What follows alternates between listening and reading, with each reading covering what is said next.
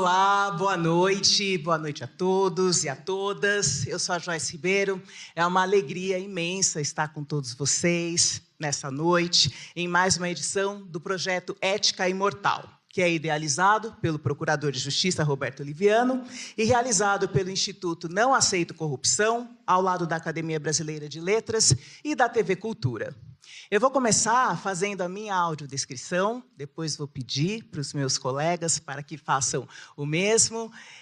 Eu estou com uma roupa cinza, com detalhes em preto, sapato preto, sou uma mulher negra, retinta, de cabelo encaracolado, crespo e na altura do ombro. Bom, vamos seguir. Este programa visa refletir, pensar sobre os principais temas da nossa sociedade, a partir da ética. Nas primeiras 6 conferências, nós tivemos a honra de receber Merval Pereira, Antônio Carlos Sequim, Eduardo Janetti, Celso Laffer, Carlos Nejar, Joaquim Falcão e Ricardo Cavalieri. E hoje, em nosso 7º encontro, está em foco o tema ética e diversidade. O Brasil é um país diverso sob todos os aspectos. Então, nós temos a diversidade étnica, linguística, cultural, religiosa, mas, contudo, toda essa diversidade brasileira é marcada historicamente por inúmeras tensões e diversas formas de violência. Para conversarmos hoje sobre esse tema, nós temos a alegria de receber uma das acadêmicas mais respeitadas do país, a imortal Lilia Schwartz.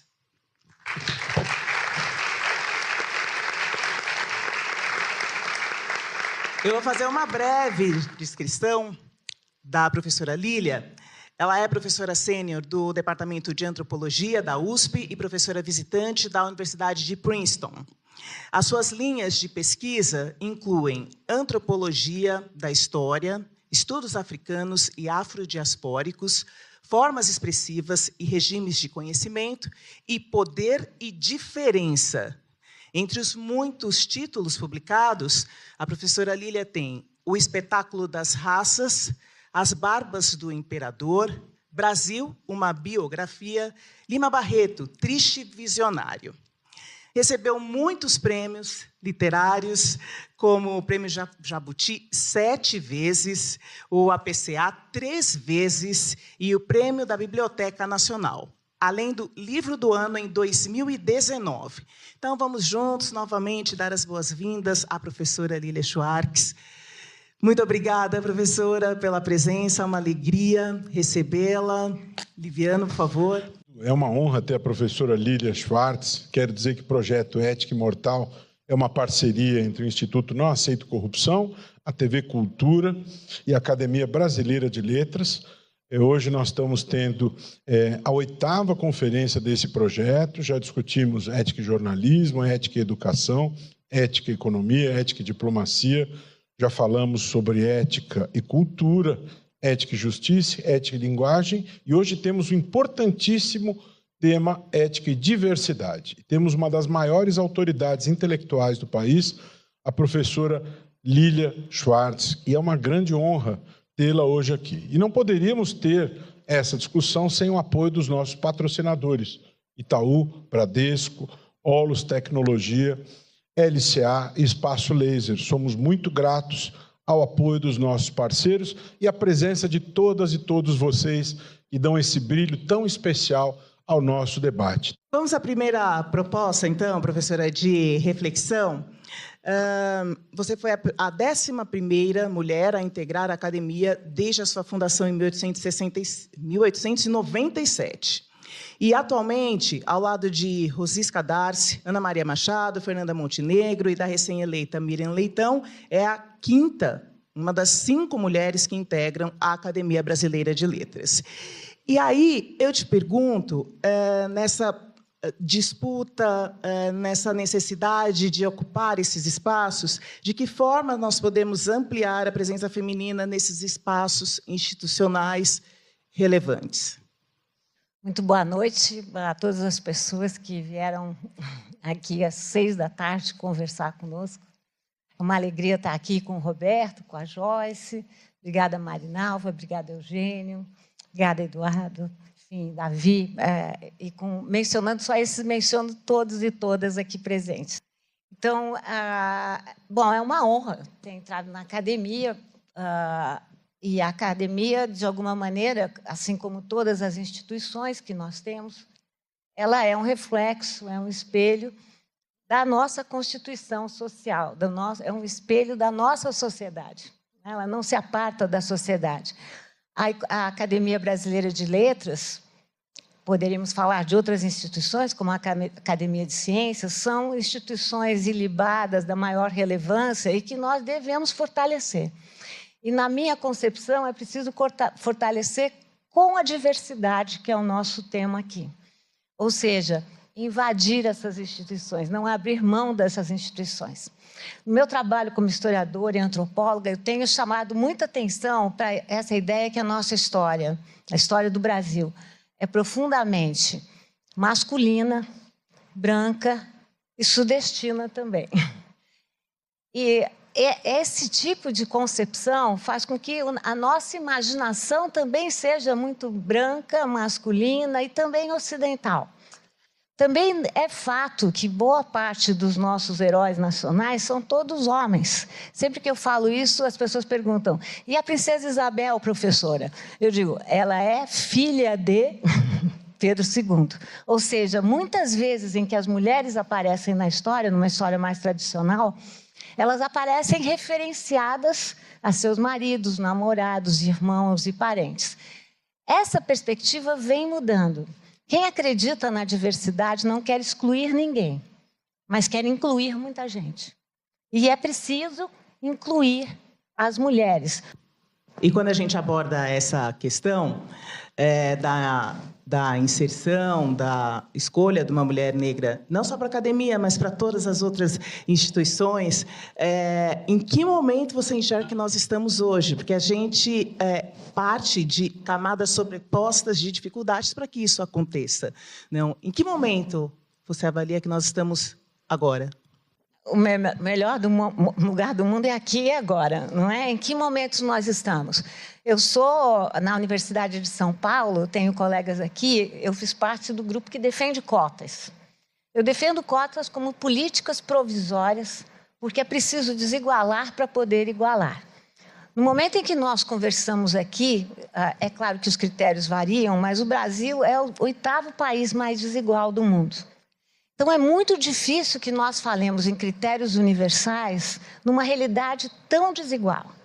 Então, penso que critérios universais têm a maior importância, mas como uma utopia que nós precisamos conseguir. Por isso que políticas de cotas são políticas provisórias, até que igualemos mais. Houve um momento, Joyce, que quando nós defendíamos cotas, parecia uma categoria de acusação. Ou seja, as pessoas ficavam muito desgostosas com a mera ideia das cotas. Acho que nós vivemos um momento em que é possível conversar sobre o tema. Nós também vivemos um momento em que nós falamos de feminismos no plural. Isso porque o feminismo do final do século XIX, início do século XX, que tinha maior importância, era um feminismo de uma classe, de um grupo, que rompeu muitas fronteiras, que cumpriu seu papel histórico. Agora é preciso que a gente fale em feminismos. E, por exemplo, no papel indiscutível do feminismo negro para dilatar essa agenda, para trazer mais vocabulário para essa agenda, para trazer mais vida para essa agenda. Eu sou uma estudiosa de Lima Barreto. Lima Barreto, nos anos 1920, já fazia uma crítica aos feminismos nesse sentido, perguntando a quem elas representam e a quem elas não representam. Então, vou voltar à sua ótima pergunta. Nós não estamos num momento de paraíso, né? Ou seja, precisamos falar muito, podemos falar do que é o racismo sistêmico que nós vivemos, como o racismo estrutura a linguagem no Brasil. E por que estrutura a linguagem no Brasil? Porque ele tem marcas muito grandes na nossa sociedade, na nossa cultura, no nosso trabalho, no nosso transporte. nos índices de pessoas que são presas pela polícia, nos índices de pessoas que estão apenadas e que habitam as nossas prisões. Então, esse é um tema que nós precisamos falar. Qual é a novidade? É que podemos falar e precisamos falar e que o tema é urgente entre nós. Então, eu acho que na cultura temos mais expressões de mulheres negras, como aqui você moderando esse nosso debate. No universo do direito, temos mais expressões de mulheres negras. Na Universidade de São Paulo, vamos ter um vestibular só com literatas mulheres, não só negras, mas literatas mulheres. Então, esses são sinais de mudança. Eu que sou historiadora e penso na longa duração, eu gosto de refletir na seguinte ideia, de que eu sou uma pessoa otimista, eu vou acertar aqui, no atacado e pessimista no varejo. O varejão não está bom, mas quem sabe no atacado a gente se defende, né? Deixa eu pegar um gancho nessa questão. Há pouco tempo atrás, a empresária Luísa Trajano, ela abriu para admitir trainees exclusivamente negros. Você se lembra disso?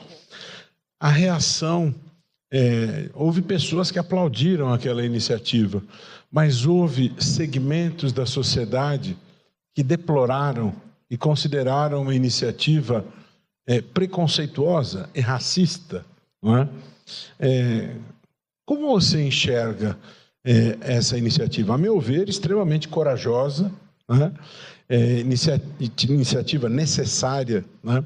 Como que você avalia as reações e a atitude da empresária Luísa Trajano?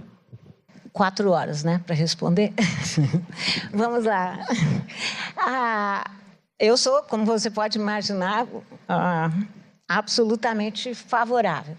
Vamos falar aqui de um tema que é o tema do meu último livro, Branquitude, que é um tema amplamente estudado por uma biografia caudalosa de intelectuais negros, mas também intelectuais brancos, e que estudaram a negritude por contraposição à branquitude. Negritude e branquitude são termos polares, um não se define sem o outro. No entanto, enquanto a negritude é um conceito de grupo e que serve ao auto-orgulho, uma política de militância negra, né, clara no início do século XX, nos anos 20, 30, na Europa, sobretudo na França e também nos Estados Unidos, a branquitude sempre foi um lugar de negação. O que é a branquitude, senão um lugar de privilégios sociais e simbólicos? O que é a branquitude, senão uma presença ausente? Ou seja, uma imensa presença nos lugares de poder e privilégio, mas uma presença que se ausenta, como se ela não estivesse. No meu livro eu estudo muito mapas. Quem fez os mapas? E se vocês olharem nas laterais dos mapas, a branquitude sempre aparece convivendo com cadernos, com livros, com penas, e a negritude como se fosse bárbara, como se fosse selvagem, como se fosse avessada a isso. Esses são conceitos importantes, eu não teria tempo de desenvolvê-los mais aqui, Roberto, mas para a gente pensar do lugar da branquitude. Por que será que a branquitude se entende como o único lugar de direitos? Por que a branquitude produz regras e não participa das regras? Por que a branquitude classifica e não se classifica? Não produz conhecimento sobre a sua raça, como se não tivesse raça. Nós temos uma raça e impomos a nossa raça. Essa é uma questão importantíssima, porque eu penso que nós temos, estava aqui conversando com o senhor Mário, não sei se ele está aqui, nós temos que conversar sobre o mito da democracia racial, que é um mito que combina a ideia de mistura, mas não só mistura. Mistura com diferença, mistura com separação. Não dá para falar de mistura sem separação. E esse mito da democracia racial, eu penso mito, gente, desculpe esse momento cabeção, como pensa Claude Lévi-Strauss, o etnólogo Claude Lévi-Strauss. O mito não é mentira. O mito não esconde. O que faz o mito existir é porque ele trata de contradições fundamentais da nossa sociedade. Vamos combinar que a questão negra é uma questão fundamental da nossa sociedade. Por quê? Comparem com os Estados Unidos. Nos Estados Unidos, a população negra corresponde de 13... Afro-American, corresponde de 13% a 16%. Portanto, é uma minoria. Vamos chamar de minoria. No caso brasileiro, se nós usarmos os critérios do IBGE, que são as cores pardo e preto, a população negra corresponde a 55,3% da população brasileira. Vamos falar da diferença. É uma maioria minorizada na representação. Isso faz toda a diferença. É uma maioria minorizada na política, na educação, na cultura, na economia, no transporte. Essa sociedade, composta de uma maioria minorizada, produz mitos acelerados. O mito da democracia racial, o mito do branqueamento e o mito da meritocracia. Essa é a última versão do mito, na minha opinião.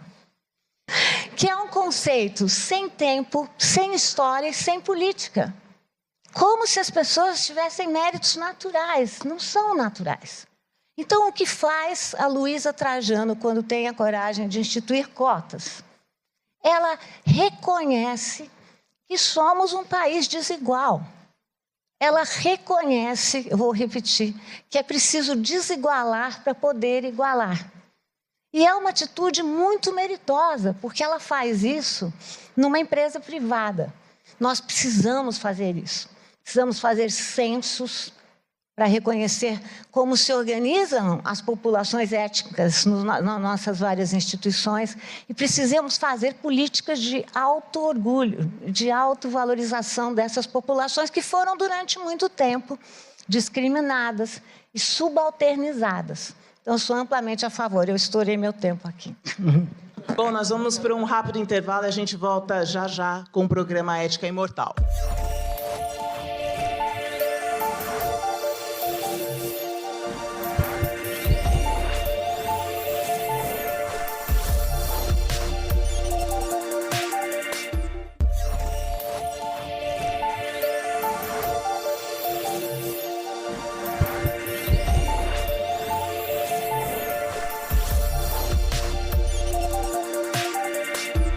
Estamos de volta com o programa Ética Imortal e hoje nós temos a honra de receber a professora Lilia Schwartz.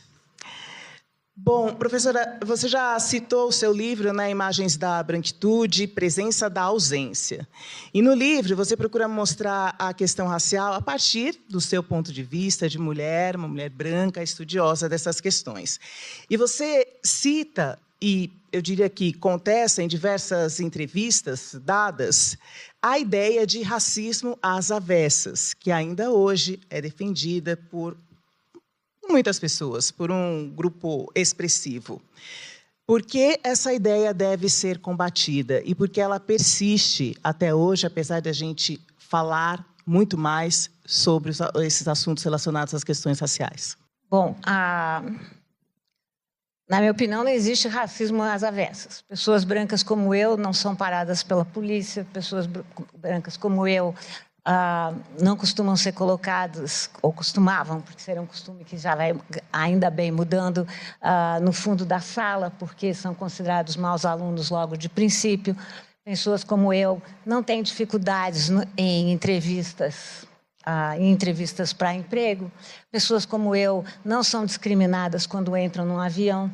Pessoas como eu falam línguas, portanto, podem viajar com mais frequência. Ou seja, e eu não vejo isso acontecer do outro lado. Por outro lado, no caso das pessoas negras, há um racismo sistemático, produzido até porque, por anos, de um sistema chamado sistema escravocrata. O Brasil, vocês sabem, e é preciso repetir, foi o último país a abolir a escravidão mercantil. Eu falo mercantil porque vocês também sabem que ainda existem no Brasil formas de escravidão. A escravidão foi tão forte no Brasil que ela se transformou numa linguagem, tanto que muitas pessoas ainda utilizam essa linguagem.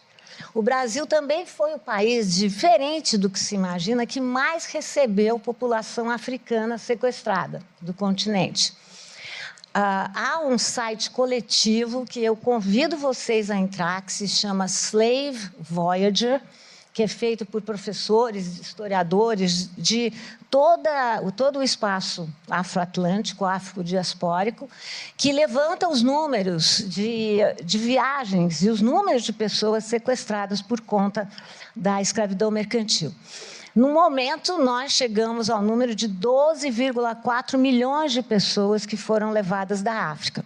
Desses 12,4, apenas 10 milhões chegaram com vida nas Américas, para vocês verem como foi dramático o perecimento nessa passage, como era chamado, né?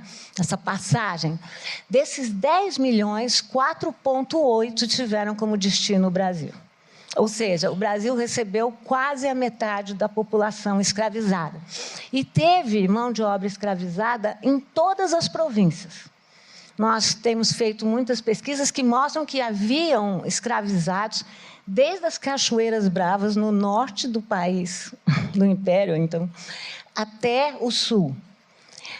Isso quer dizer que nós fomos socializados pela linguagem da escravidão. Por outro lado, nós tivemos, a nossa lei áurea foi uma lei, aqui estamos cheios de estudantes, tremendamente conservadora. A lei mais curta, não é? Não há mais escravos no país, ponto. Vocês podem me acusar não podem me acusar de anacronismo. Anacronismo é quando a gente usa conceitos de agora para falar do passado. Porque estudando as atas da Câmara, é possível ver que existiam projetos muito mais abrangentes de inclusão social. Isso não passou. A Lei Áurea, gente, foi um projeto que pretendia viabilizar um terceiro reinado para a princesa Isabel. Como nós sabemos, não deu certo. As coisas só são previsíveis quando já aconteceram, como dizia o conselheiro Aires. Mas a lei saiu ultraconservadora. E isso, qual foi a consequência? Leis têm muitas consequências, não vou ensinar vigário a rezar. A consequência foi não incluir essa população, não ter projetos de inclusão. Então, o 13 de maio de 1888 foi o dia mais longo da nossa história, porque ele ainda não acabou, porque a gente não acabou de incluir. Isso seria possível. Então, é nesse sentido que eu discordo do conceito de racismo reverso. Nós podemos falar de preconceito, que é uma questão mais individual, não vou negar. Mas essas situações de racismo reverso... E vamos falar da situação de uma política de São Paulo, que teve agora um entreveiro, não vou citar nomes, acusando a sua contendora de ter sapatos mais baratos. E dizendo que ela sofria de racismo reverso porque ela era uma pessoa bonita, porque ela era branca e rica. Bom, essa pessoa só provou o racismo, até porque... Posso mostrar uma imagem, André, né? Se vocês olharem essa imagem do Debré, que aparece em quase todos os livros didáticos, sem que a gente leia imagens, a gente pode notar o que eu estou falando aqui. Por que será que Debré, um viajante e artista francês, usaria uma sapataria como um lugar típico do Brasil? Só porque sapatos eram elementos de distinção, símbolos muito eficazes. E vocês veem nessa imagem um condensado de tudo. O sapateiro está dando a palmatória, né? Está batendo com a palmatória no escravizado. Ele usa sapatos, há sapatos por todos os lados. E Debré dá um destaque para o pé desse escravizado sem sapatos. Posso virar mais uma imagem só? Essa foto. Eu tenho muitas, como vocês podem notar. Essa foto ficou anônima. Ela é de autoria de Militão Augusto de Azevedo, que é um fotógrafo paulista, que fotografou a elite paulistana. Essa foto ficou no arquivo. Ela não foi a público. Eu digo a vocês, historiadores são fofoqueiros. Se vocês querem que algo desapareça, desapareçam, porque senão nós vamos achar. Eu gosto de trabalhar com fotos proibidas. Por que essa foto foi proibida? Não foi proibida, não. Não foi utilizada pelo comitente da foto, que é, com certeza, esse senhor. O senhor poderia estar satisfeito. Ele está logo à frente, com traje completo e com sapatos. Já os escravizados atrás dele estão todos sem sapatos. Mais ainda, a foto não foi a termo, por quê? Porque como essa é um albúmen, é uma foto do século XIX, a lente abria muito lentamente. Portanto, qualquer movimento seria captado. E vocês vejam nessa foto a agência dos escravizados. Cada um deles esboçou uma reação. O da esquerda está mais displicente. O ao lado do senhor cruzou os seus braços, que é uma atitude, um jogo corporal de eu não trabalho. O logo atrás mostrou a imagem que talvez deveria ter, e o escravizado à direita se mexeu. Sistematicamente, reparem nisso, gente. Nas fotografias do século XIX, pessoas negras se mexem. Você pode falar assim, Joyce, que coincidência. Acontece uma vez, você fala, que coincidência. Acontece 2 vezes, você fala, tanta coincidência. Acontece 3, você fala, aí tem coisa. Essa é uma agência dos escravizados que logo depois da escravidão passaram a usar sapatos. Os sapatos são um símbolo de liberdade. E essa política paulistana usa os sapatos para tentar desmerecer a uma pessoa negra agora, em 2025. Portanto, a história muda, mas a história reitera. E o racismo é sistemático. Lília, o preconceito e a discriminação baseados na orientação sexual é um desafio gigante a ser superado. Com todo o seu conhecimento, com toda a sua bagagem, com todo o seu estudo, com as suas obras publicadas, além de ser cofundadora de uma das editoras mais importantes do país, na sua visão, como nós podemos promover a diversidade e a inclusão através das letras? Bom, eu trocaria essa frase para a orientação de sexo e gênero, Roberto, se você me permite, porque aí a gente não referenda a orientação de sexo biológico ou sexo binário e inclui aí outras marcações de gênero que talvez seriam importantes para a gente falar. O Brasil é um país, outra consequência da escravidão prolongada foi o patriarcado em que nós vivemos. A influência da ideia de que os homens gerem a casa, gerem o seu domínio, gerem o governo, gerem o Estado, e que as mulheres teriam que ficar reclusas ao espaço da domesticidade, que seria o espaço da obediência, da servilidade, não é? Ou seja, todas as representações quase que opostas, não é? Essa noção de patriarcado é uma noção que tem uma repercussão muito grande no que eu chamo, a bibliografia especializada chama de sexismo no Brasil. Né? Ou seja, a maneira como nós lidamos com as questões de sexo e gênero no país. Eu poderia falar de muitos casos, eu vou me ater à questão do feminicídio e do transfeminicídio. O Brasil está sempre no topo, continua em 2025, nas marcas de países que mais praticam o feminicídio. E é preciso que fique claro, acho que todo mundo aqui sabe, que feminicídio é um crime contra o corpo de uma mulher. Não estou falando aqui de um acidente no trânsito e que, por acaso, um dos motoristas é uma mulher.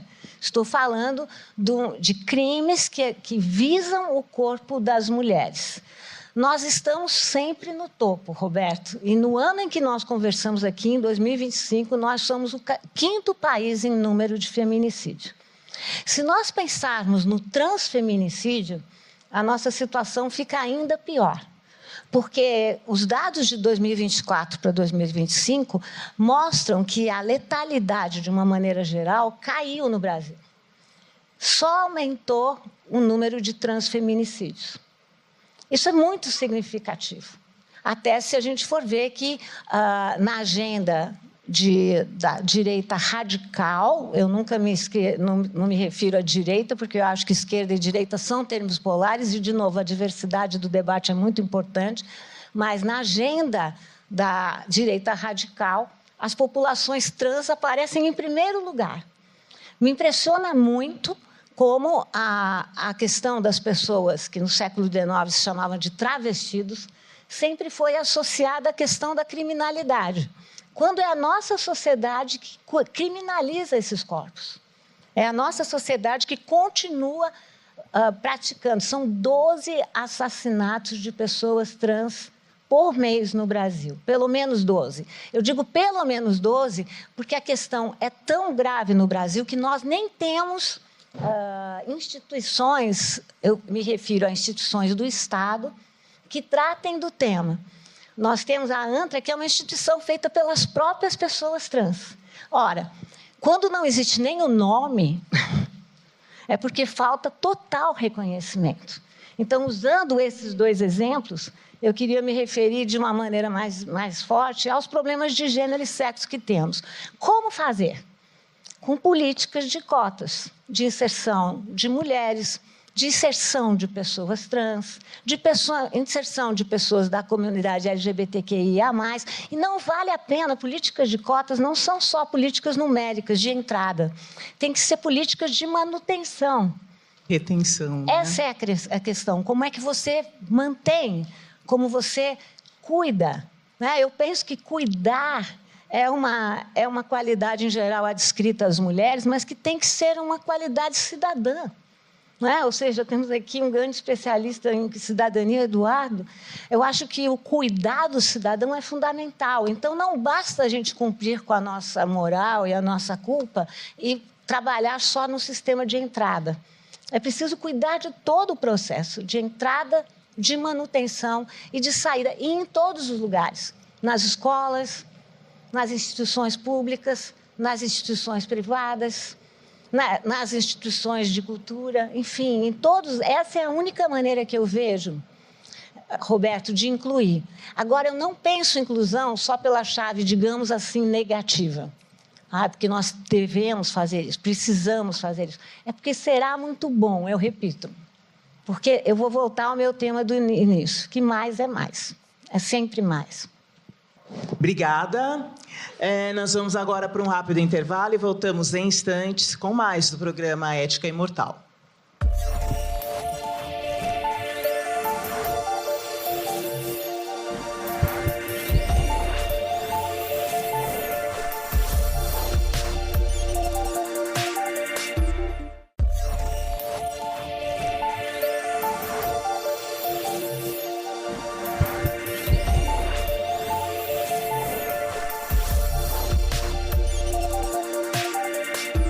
Voltamos com o programa Ética Imortal, hoje com a presença da professora historiadora Lília Schwartz.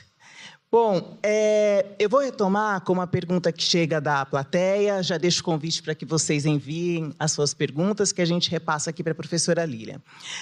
E ele aborda a questão de gênero que nós falávamos no bloco anterior. A pergunta é do Antônio Carlos, e ele começa fazendo um comentário. Em uma confederação sindical, implantamos a efetiva alternância de gênero na direção. Estamos tendo dificuldades para implementar essa mudança. Não há pessoas suficientes e preparadas? Como superar essa dificuldade? Olha, Antônio Carlos, essa é uma questão muito difícil. Lembra quando eu falei do conceito de presença da ausência? A branquitude a branquitude masculina é uma presença muito forte. Por outro lado, nós vamos ter que procurar as outras pessoas, porque durante tanto tempo houve uma hegemonia de pessoas brancas e homens, que agora nós vamos ter que mudar esse jogo. Eu trabalho com um conceito, eu venho da antropologia, da história da antropologia, e trabalho com um conceito de intersecção, interseccionalidade. A gente percebe as práticas de discriminação a partir não só dos elementos separados, raça, gênero, geração, região. Veja que eu poderia mudar essa sua pergunta para raça. Eu poderia mudar essa pergunta para região. Eu podia mudar essa sua pergunta para geração também. Estou correta ou não? E a questão é, quando a gente intersecciona esses marcadores sociais da diferença, aí sim a gente percebe aonde mora a discriminação. Então, vamos interseccionar gênero com região. Vamos ver que vai ser difícil encontrar mulheres para atuar e para fazer essa alternância, mas talvez mulheres da região sudeste sejam mais encontradas do que mulheres da região nordeste. Vamos interseccionar essa sua questão com gênero e raça. Se o senhor for procurar mulheres negras, será ainda mais difícil do que mulheres brancas. E vamos interseccionar gênero com geração. Nós padecemos também com o etarismo, não é verdade? Então, será muito mais difícil encontrar mulheres acima dos 45 anos. Eu estou dando todos esses exemplos, o senhor já está percebendo a malandragem, para dizer que a questão surge porque se trata de uma questão social. Durante muito tempo, as mulheres não estavam em posições de mando. Mas eu gostaria de ouvir o senhor se não existem muito mais possibilidades, que é a mesma pergunta da Joyce em relação à raça. Muito mais possibilidades do que tínhamos antes. Porque antes também o que acontecia? A gente sabe como funciona a lei da oferta e da procura. As mulheres também não se dedicavam, não procuravam demais profissões como o direito, como a engenharia, como a odontologia, porque eram consideradas profissões duras e porque eram consideradas profissões que, se as mulheres entrassem, não teriam sucesso de emprego. Isso vai mudando. No direito, eu vejo muito mais mulheres. Na engenharia, eu vejo da USP, eu vejo mais mulheres. Até na engenharia de produção, não é verdade? Na medicina, são muito mais mulheres, porque a sociedade vai mudando. E, sobretudo, aquele núcleo que nós chamávamos do núcleo, eu chamava do núcleo da família, que cabia o homem, o trabalho, e a mulher, a beleza do lar, também vai se alterando. Então, para que existam mais mulheres, os homens vão ter que abrir mais espaços. Essa é uma relação, de novo, eu estou me repetindo, é uma relação. E são esses homens que têm que abrir mais espaço, não apenas para o revezamento mecânico, mas para dar mais oportunidades e mais formação para essas mulheres. Eu garanto que o senhor vai ter bem mais candidatas e que o problema vai poder ser reverso. Vai ter mais dificuldade para achar os homens na alternância. A gente espera assim, não é? Obrigada. Mais uma pergunta, me parece ser do Juan. E ele diz que, mesmo sabendo que o Brasil foi um dos países que abandonou a escravidão muito tarde, como podemos desnaturalizar o racismo recreativo? E, de forma lenta, é possível chegar a uma sociedade antirracista? Oi, Rua, obrigada pela pergunta. Vamos lá. O racismo recreativo, né, que eu conheço o livro, conheço o conceito, é o racismo que aparece nas piadas. Ou na bela e boa frase, foi sem querer. A pessoa fala tudo e fala, ih, foi sem querer. Ou nas famosas piadas racistas. Esse racismo é muito deletério, porque é muito mais difícil de ser apanhado. Estamos falando, Juan, de um tema caro a esse ciclo, que é a questão da ética e da cidadania. Para ser atitude antirracista, precisa ser uma atitude cidadã. A cidadania, com o perigo do Eugênio e o Renato me corrigirem, é uma franquia da democracia. Ou seja, é uma franquia da democracia no sentido que cabe a cada um e cada uma de nós fazer desse país democrático a partir da nossa própria cidadania. Como ser antirracista? Com atitudes.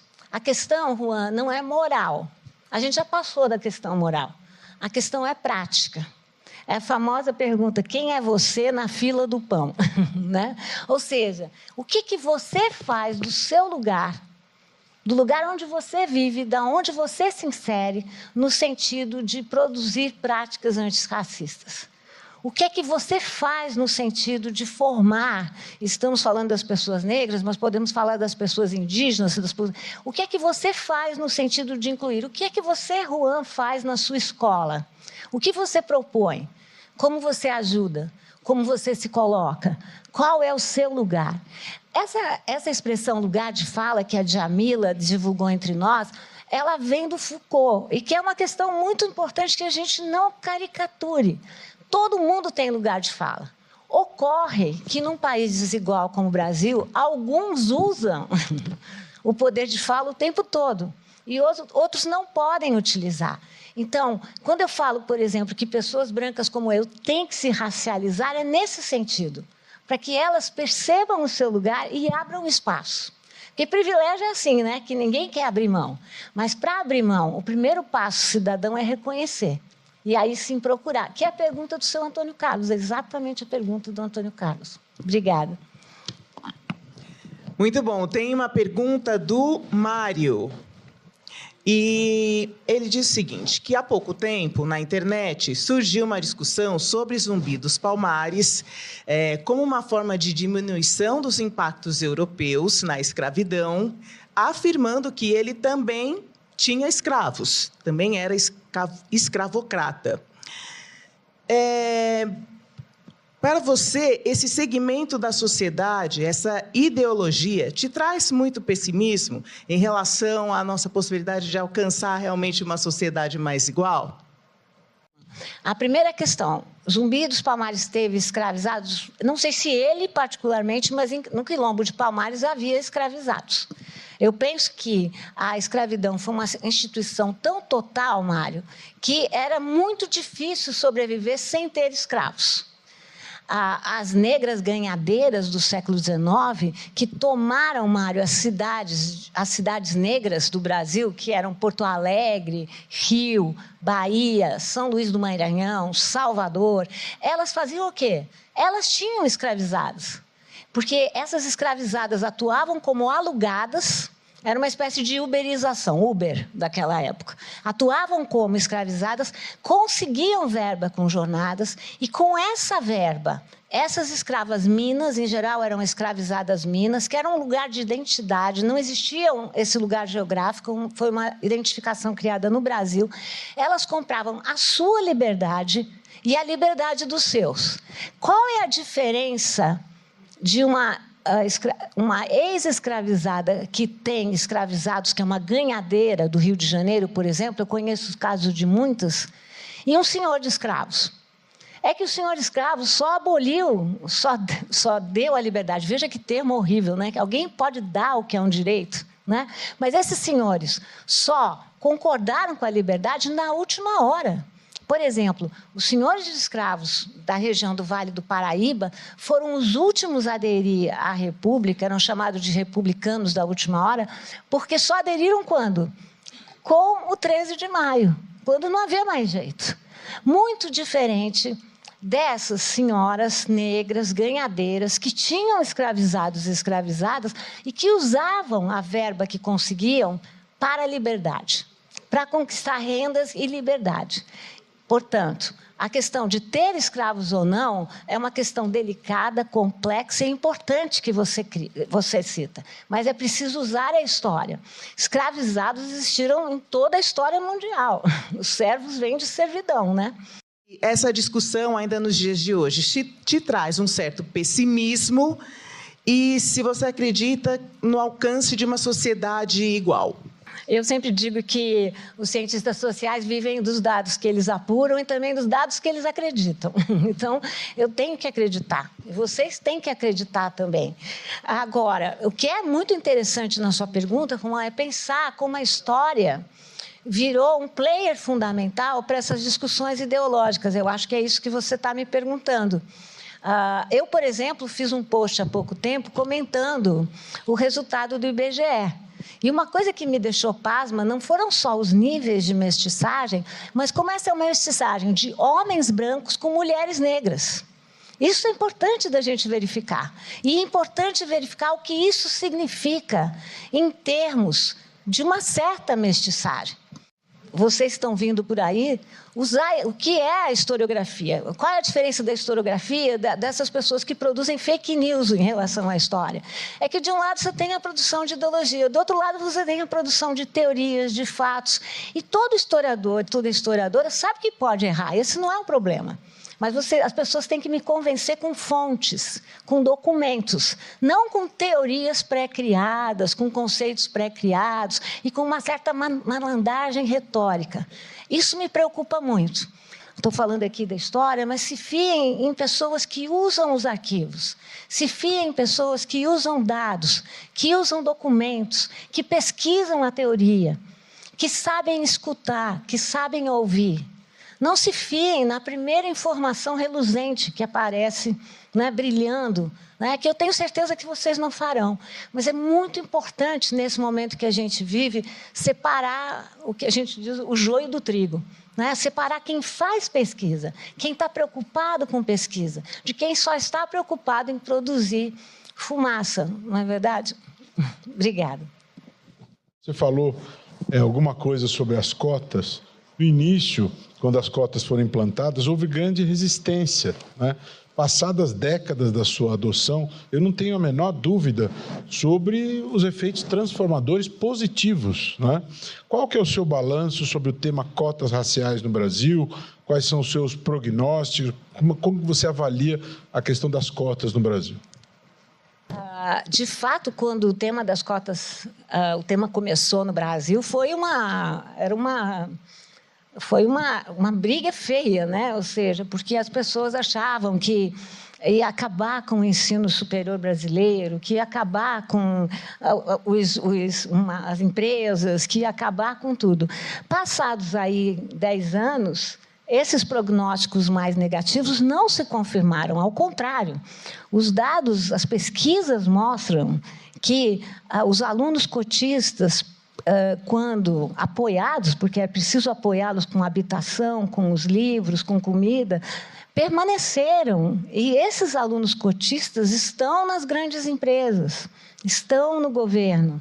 Nós temos aí, Roberto, isso é muito bonito. A Joyce pode falar melhor que eu, contar da vida dela, talvez.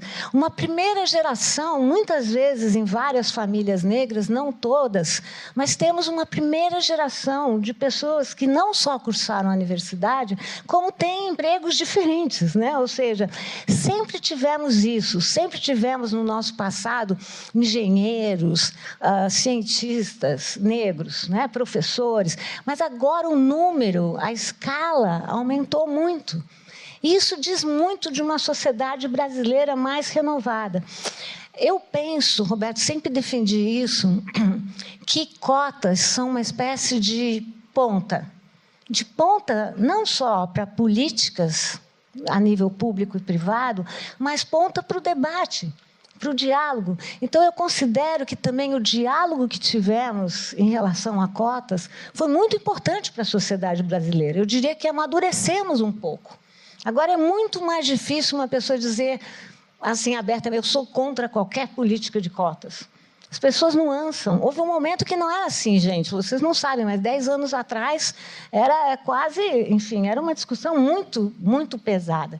E eu acredito que políticas de cotas têm que ser realizadas junto com políticas de ações afirmativas, que são as políticas, por exemplo, de estudar África nas escolas. Eu lembro que eu tive um diálogo com um colega meu que dizia uma coisa assim, mas por que estudar a África? Se a gente... Eu falei, mas eu não estou dizendo que tem que tirar a história americana. Eu não estou querendo dizer que tem que tirar a história europeia. Eu quero dizer que é preciso incluir a África, já que mais de 50% da nossa população veio desse continente. Essas são políticas de informação, são políticas de cidadãs e políticas de inclusão social. Então, combinar cotas com ações afirmativas é um dos grandes ganhos da nossa República. Bom, nós temos tantas perguntas aqui interessantes, eu vou repassá-las todas para que a professora possa responder depois, porque, infelizmente, nosso tempo aqui acabou. Quero agradecê-la imensamente por estar conosco aqui na Ética Imortal, com essa reflexão tão importante e fundamental da nossa sociedade. Então, muito obrigada por hoje.